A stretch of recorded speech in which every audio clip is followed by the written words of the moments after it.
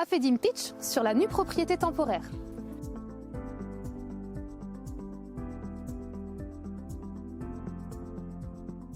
L'investissement en nue propriété temporaire repose sur le principe du démembrement.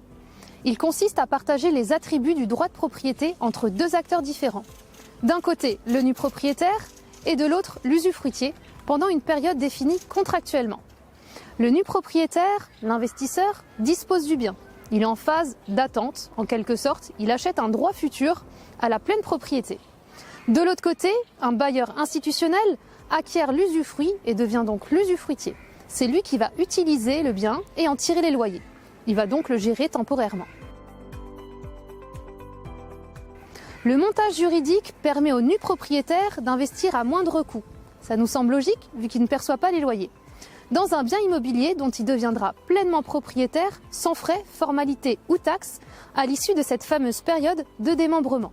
Elle s'étend généralement entre 15 et 20 ans. Au terme, il aura donc la possibilité de continuer de le louer. Il pourra également le revendre ou l'occuper. Aujourd'hui, nous retiendrons qu'investir sous ce dispositif, situé en dehors du plafonnement des niches fiscales, permet de devenir propriétaire d'un bien à prix décoté.